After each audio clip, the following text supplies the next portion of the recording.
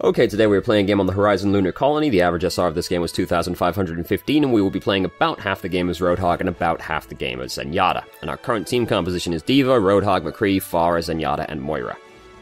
This was pre-Mercy nerf at the time of recording, so by those standards, this team comp is bad, because it doesn't have a Mercy. But by today's standards, it's fine. And there's not that much to say about it. This is probably close to what I would think the ideal team looks like in the current meta.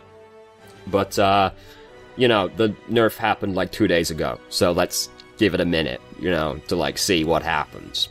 So, in the accompanying email, it has two questions, both of which I'll abridge slightly for you.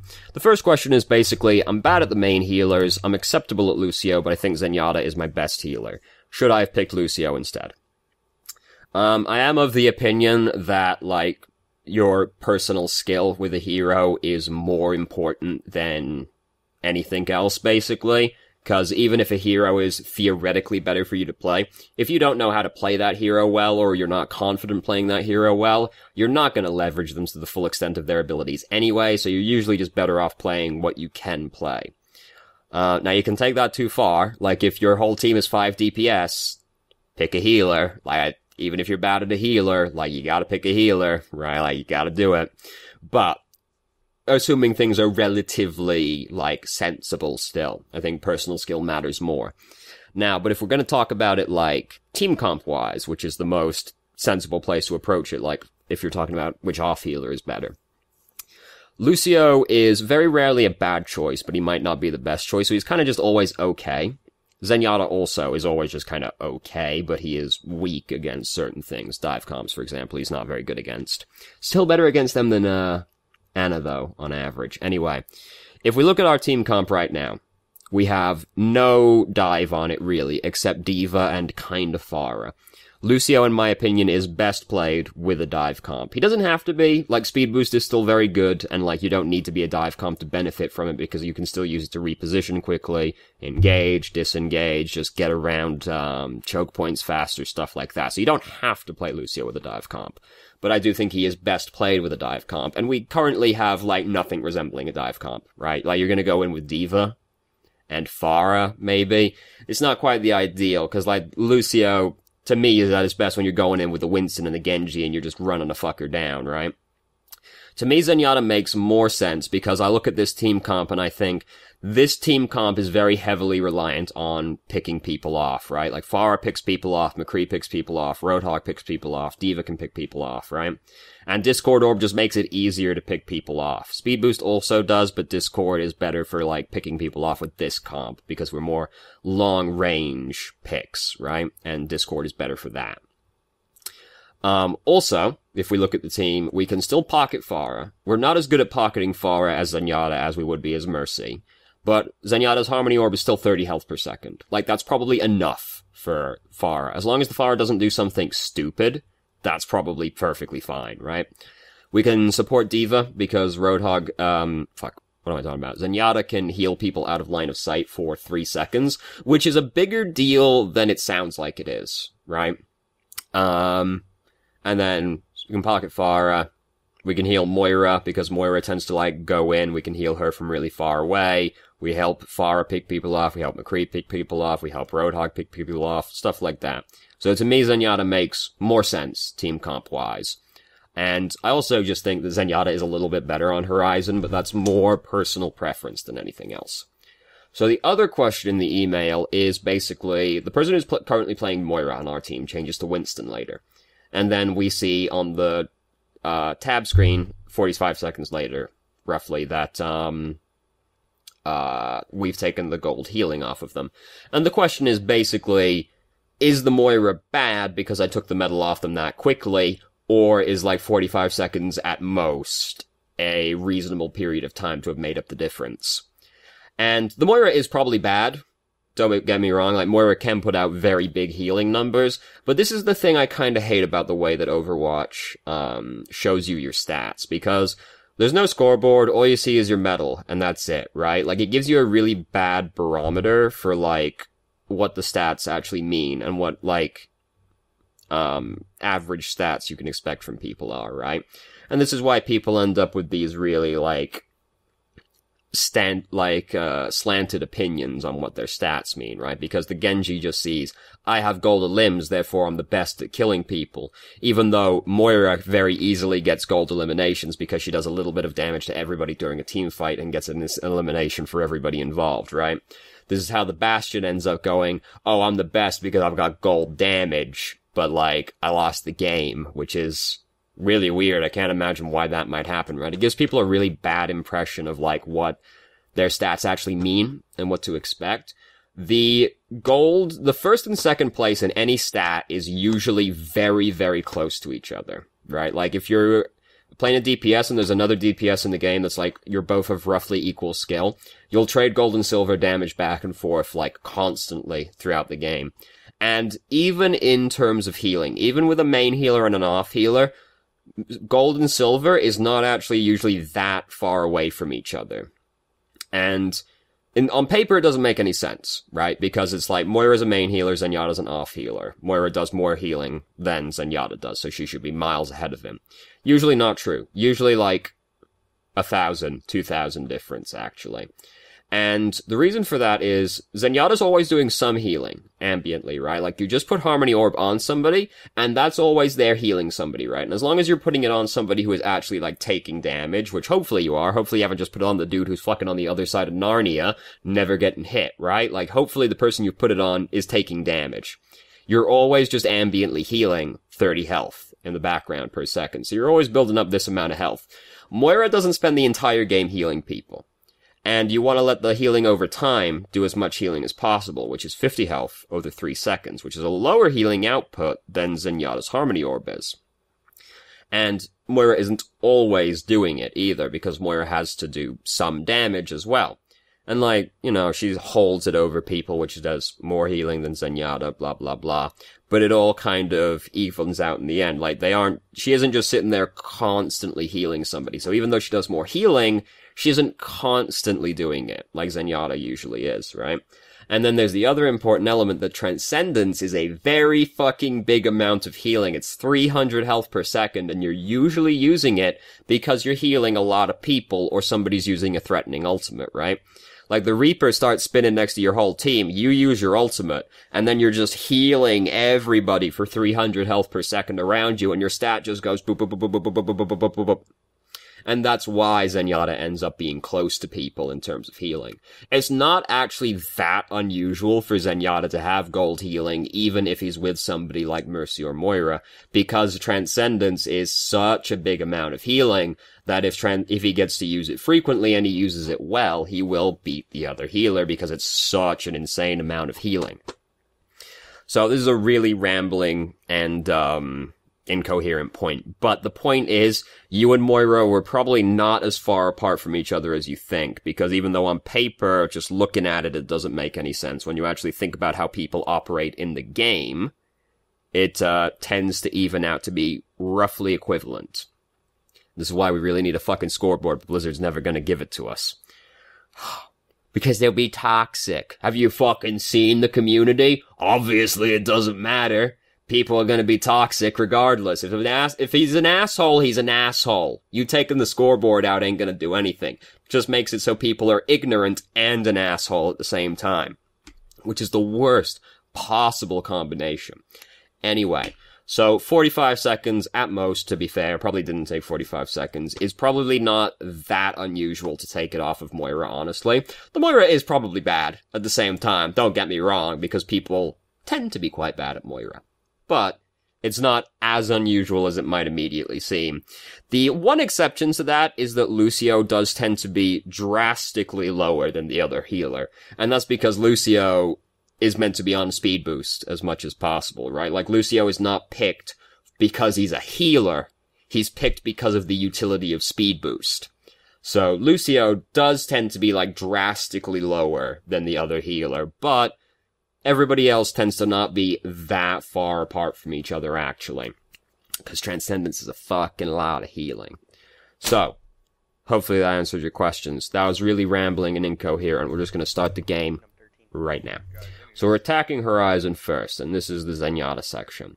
I'm pretty sure we play Zenyatta for all of the attack professional operation we run around here. I know exactly what happens in this video game. So, always sometimes I know what's happening. So we've kind of got left behind because we took a big chunk of damage and we kind of waited back for it to regen.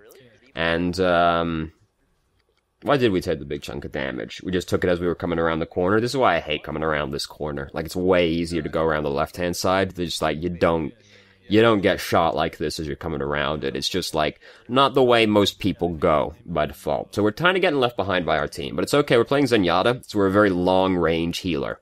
We don't really want to... I've pushed a fucking button I wasn't allowed to push. We don't have to follow the team very closely. And we usually don't want to be that close either. I've just noticed that my image is misaligned. Oh my god. So, it's perfectly fine. We can sit back here and heal people.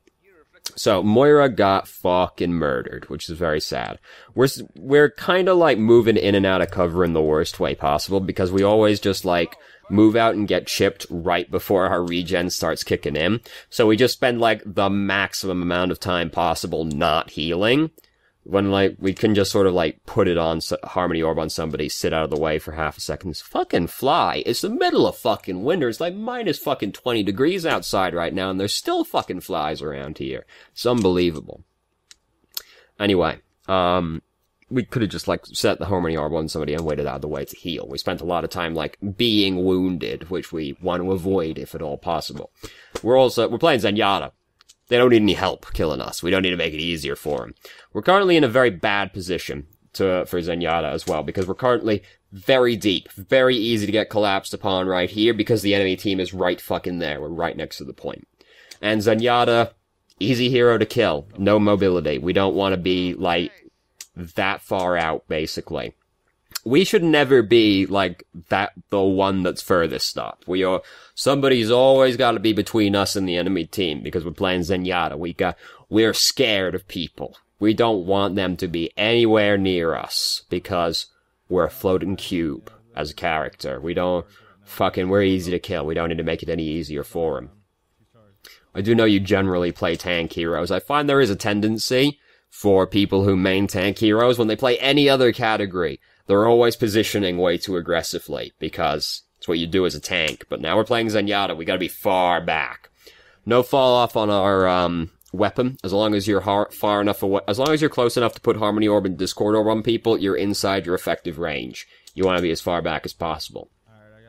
And the fact there's a speed boost on Transcendence, there used to not be a speed boost on Transcendence, can you believe? So you were encouraged to be as far away as possible, and then you've got this, like, really short range ultimate, so you just, like, go up to them at, like, regular walking speed. Thank goodness they put the speed boost on it. Oh, good heavens, that was so terrible. So, we're currently winning the fight. We sort of arrived and we were already winning, which is always a fantastic experience, honestly. So even though Molten Core is scary, he's by himself. Discord Orb on Molten Core makes him mad squishy anyway, especially since his head is very easy to hit on Torbjorn. His head makes up a big amount of his model. So, his model's very small, to be fair, but he's very easy to hit in the skull, so we got the first checkpoint. That's the easy checkpoint, though, right? Like, this is the hard checkpoint, because, 2 CP map at its finest. It's Hanamura 2.0. The spawn's right fucking there. Big open box. And the high ground isn't even as good. Like, at least on Hanamura, if you get control of the high ground, you're just in a really solid position. This high ground is not as good as the one on Hanamura. So, we've almost got Transcendence built up, so that's cool. They don't have Molten Core right now, so they're missing, like, one of their better ultimates. We've almost got Riptire, we've got Deadeye, we got a bunch of ultimates to work with right now. But McCree has, of course, gone off. It looks like trying to flank with Deadeye, which didn't work out very well for him. Junkrat's used his tire, he killed one person, and then died. So it's not exactly going very well now, and we don't really, like, want to go in. I wouldn't use Transcendence right now, because I have no confidence that this fight is we're gonna win this fight, basically, because we're missing our 2 DPS. If you're missing both your DPS, it's really hard to kill people, because you're missing your damage characters, so I wouldn't use Transcendence right now, because I look at this, and I think to myself, alright, we've lost this fight, but, bright side, he used Transcendence, Mercy used her ultimate, right? So they used both their support ultimates, and I think their Orisa used her ultimate. Yeah, and Orisa used her ultimate as well. So I look at this fight and I go, we lost, but it's alright, they used 3 ultimates. So I would not use Transcendence right there. Like, that's not a fight we're gonna win. We can just sit back on the high ground, put orbs on people, and, like, plink away at them from up there, and then as soon as, like, we've definitely lost the fight, we can just, like, fall back. But, like, we were really unlikely to win, so we just commit our ultimate to a fight that we were probably not gonna win anyway, and we don't win the fight, and we lose our ultimate. Whereas that was our chance to, like, gain ult advantage on the other team. Ult economy is, worth bearing in mind, you know.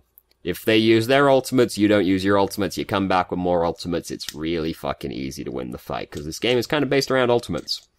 It's, most games are won because of ultimates. People go, oh, the fucking soldier play of the game, no skill, he just used tac visor and got all the kills. Yeah. And, you know, he still killed like 5 fucking people, right? Like, it still is the play of the game. Yeah, it's not that impressive. Very few play of the games are impressive, though. Plays of the game are impressive, I think is the correct way to phrase that. English is a stupid language.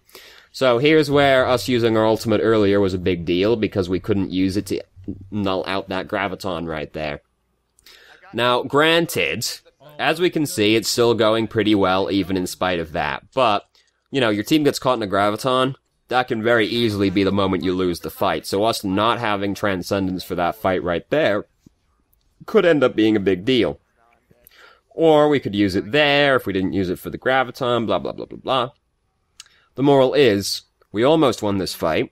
If we had Transcendence for this fight as well, we had a better chance of winning the fight. So, us using Transcendence on the fight we'd already lost might be us throwing away our opportunity to win the game. Now, we'll never know, because that happened in a parallel dimension, but if you look at a team fight that you were close to winning but didn't quite win, that's the moment you really want to look at in the game and be like, was there an opportunity here that I missed, right? Because if you very nearly won the team fight, you could have probably affected the outcome of the team fight somehow. And us having Transcendence right there could have been the moment that makes the difference in the game. We'll never know. It's all hypothetical, but it's not unimaginable to think, oh yeah, ultimate could be the difference. So we have Transcendence again now. Their Zenyatta probably also has Transcendence. I also just look at this and I'm like, oh, he just killed a Roadhog, so he got like 30% ult charge off the Roadhog alone, right? Like, it's how Roadhog is as a hero. D.Va also. I find D.Va tends to be a bigger ult battery than Roadhog is, because Roadhog has at least got damage reduction, right? When he's walking away. D.Va doesn't. And she's just a big old punching bag a lot of the time. So, Reinhardt wasn't allowed to do that. He's dead now, because he wasn't allowed to do that, and it makes it very hard for us to do anything now as Zenyatta. The way we're positioning is a little bit awkward, because we're kind of basically we want to be a lot closer, just like to the edge on the right side. We do some like walking into people, and then like we spend a lot of time like hovering out in the open. We kind of just want to be like sticking close to the cover, and then like dipping and diving out, basically. Like, we're spending a lot of time just kind of, like, hovering out in the open and, like, tracking across the opening and stuff like that. There's, like, not really any reason to do so, because you don't, like, gain a drastically better angle or anything like that. You're better off just, like, sticking close to the cover that you can use. And not, like, anytime there's an opening, you don't want to track all the way across the opening, because that just it's like cutting in front of the choke point, right? Unless a lesser scale, but it's like cutting in front of the choke point. You don't want to do it, because it just makes it easier for you to die. So we use Transcendence right here, and I'm not really sure why, looking at it. Genji's using Dragon Blade. I didn't hear him start using Dragon Blade. Alright, fair enough. So he's dead.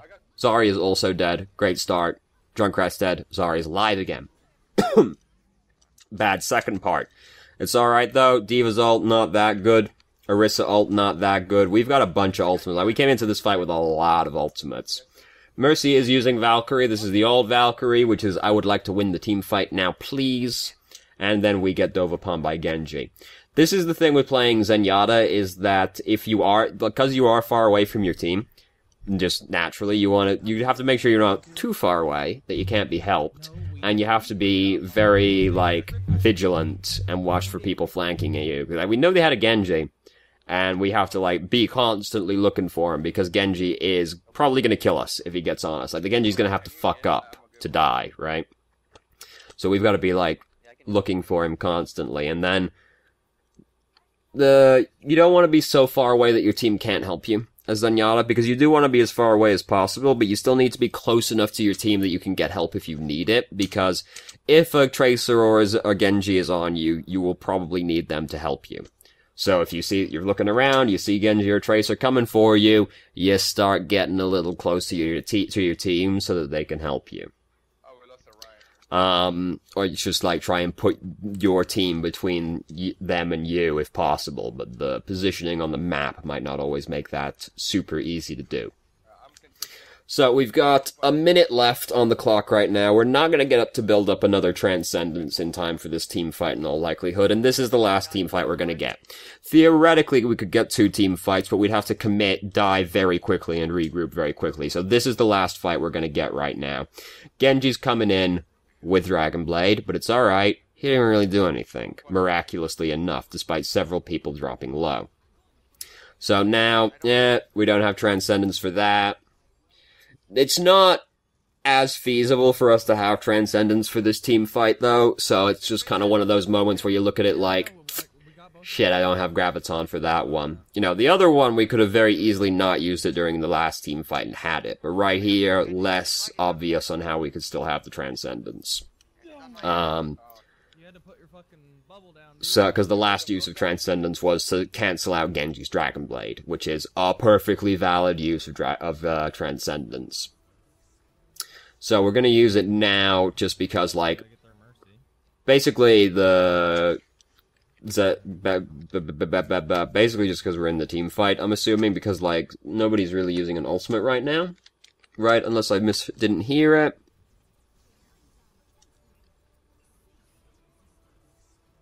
Yeah, probably didn't need to use it this early, because Mercy is using Valkyrie right now.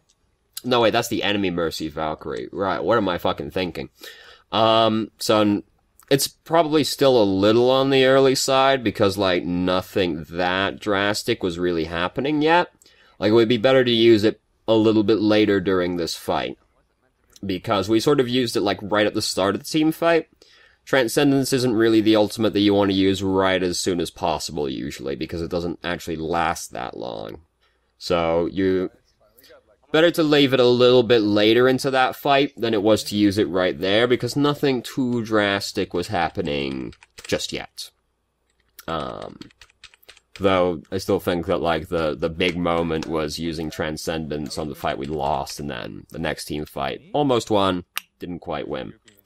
So, now we've entered the Roadhog phase of the game. On defense, we now have Mercy Moira as our healers. Ideal, wonderful, fantastic. Oh yeah, now we've got gold healing. It's not...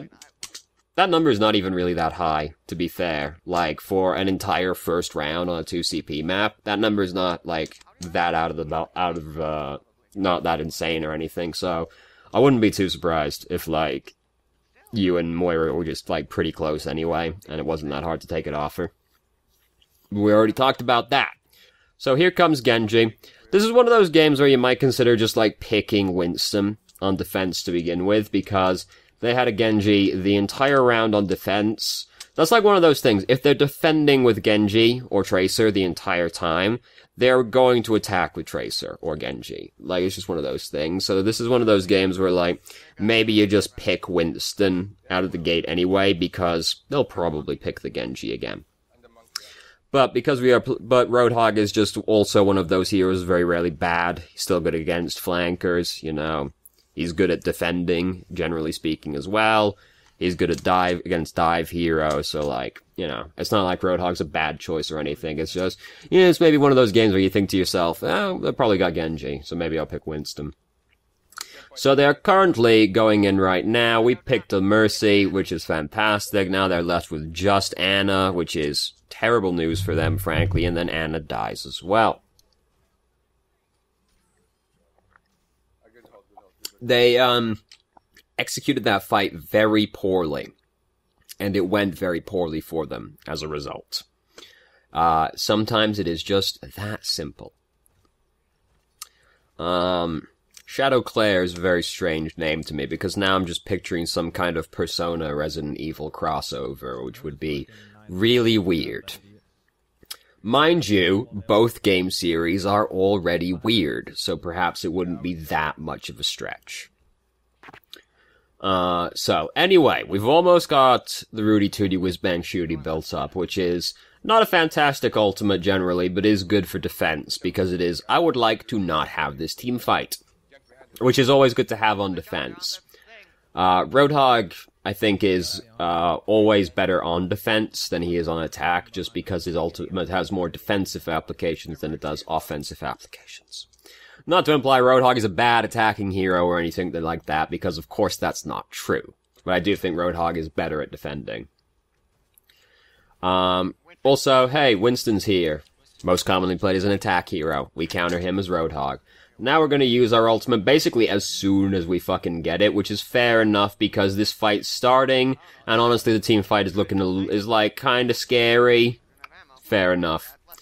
Winston is currently wasting his ultimate because most of their team is dead right now. So, like, he's never gonna accomplish much with this ultimate. He just ends up wasting it and, like, feeding us a lot more ult charge, right? Like, our team just got to farm that Winston, and Mercy was healing him for a while as well, so we got even more ult charge off of killing the Winston right there. And on top of him just wasting his ultimate, which is always nice. You know, anytime the enemy team wastes an ultimate, it's always a good day. Even if it is a mediocre ultimate like Primal Rage. We're already, like, a third of the way, a quarter of the way, almost a third of the way to having another ultimate built up. And Roadhog builds his ultimate quite quickly because, oh, you just take a breather and that's like 20% ult charge right there. It's crazy.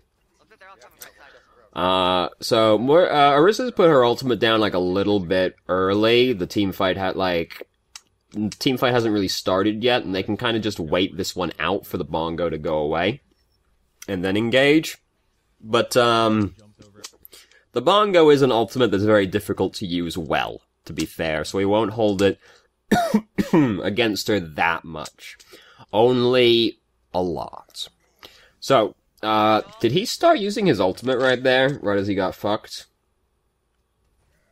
Oh, feels so bad. He even, like, hit the ground, right? Like, the spark effect was coming off of his hammer, but it got cut off right at the last second. He's upset about that one.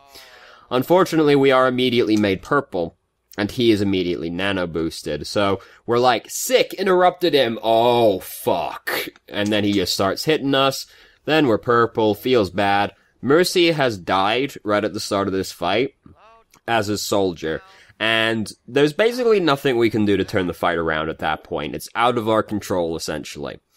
If we have our ultimate built up by that point, maybe, but, like, we used our last ultimate in a perfectly sensible way, and, I didn't mean that sarcastically. That might have come across as being sarcastic, like, we did use it in a sensible way. So it's not realistic we would save that ultimate, and we just couldn't build it up in time, so that's kind of the only way we really swing the fight around at that point. Like, if you lose your support and one of your DPS right at the start of the fight, and they've still got ultimates to fight you with, like, you're gonna lose the team fight, probably. It's just how it is. It's also way easier to lose a team fight now as well, because Mercy getting nerfed has this, knock-on effect. There was this really good post on Reddit for once in Reddit's entire existence that was like, people are making fun of all the one-trick Mercy mains who are gonna drop a ton of SR now because the hero got nerfed. And the post was like, in reality, the people who are really gonna get punished for Mercy being nerfed are the people who don't know how to position and are used to getting their mistakes fixed by Mercy, right? And yeah, that's really true, right? Because it's just kind of expected, right? Like, if you get picked off, you're just like, it's okay, Mercy's gonna res me, right? If you die really early in a team fight, you're like, it's okay, Mercy's gonna res me. That doesn't happen anymore. For the first time in Overwatch's existence, when people die, when people are killed, they die. And that's it. There's no stage 2, right? Like, at the very start, it was like, oh, it's okay that our whole team got wiped. Mercy was hiding in a cupboard over there, and she's gonna come out and res our entire team. It's okay. Oh, it's okay that we lost our main tank and one of our DPS right as the fight started. Mercy's just gonna fix it. She can't fix it anymore.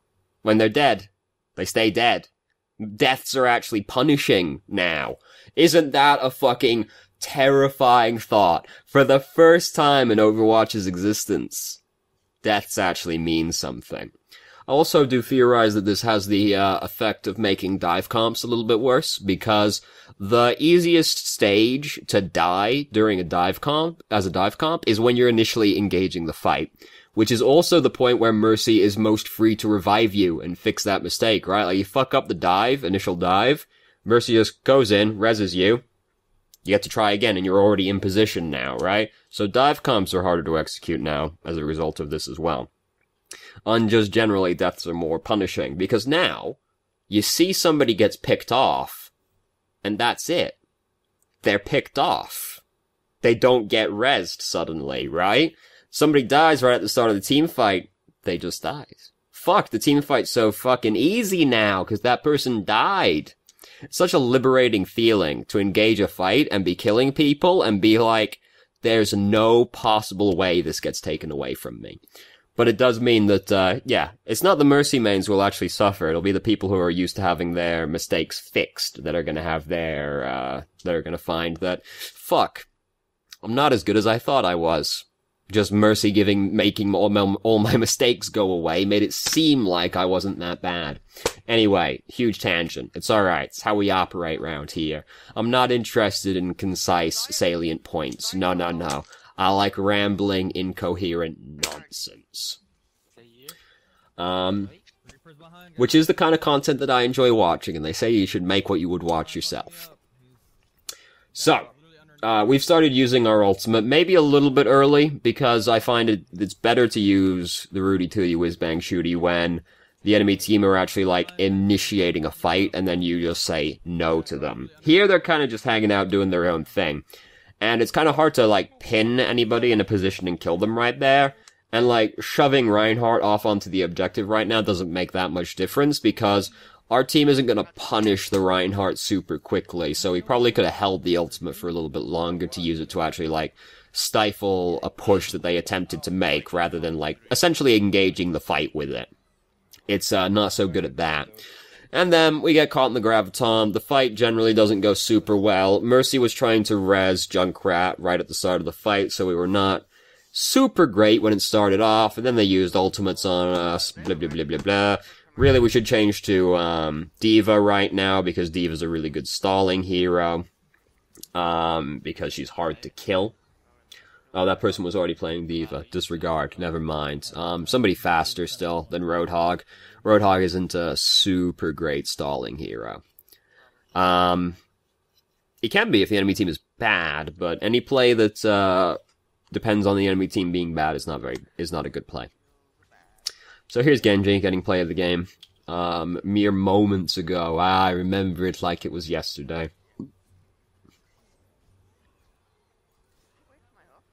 Wasn't even that good by Dragon Blade standards. Okay, so, things that stand out the most in this game. Zenyatta, positioning stuff. We do like some standing too close, like first checkpoint when we're up, like, ahead of everybody else. Big no-no, playing Zenyatta. Very common for tank players to be positioning too aggressively when they play a different class. Very common. I would know all about that.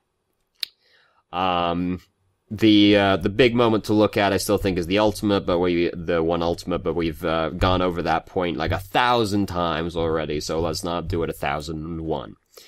Roadhog, I don't think there's that much to say, because The really catastrophic moment, I don't think we really had any control over. I think that happened regardless, because the only way I see that fight going better is if you have your ultimate, but I don't see any way you feasibly still have your ultimate by that point, the way the game went. So, second checkpoint, maybe if we save our ultimate to actually, like, kill a push, rather than kind of initiating the fight with it, maybe that goes better, but the way the fight went, my gut tells me no. We probably still lose that regardless, because it didn't go super well.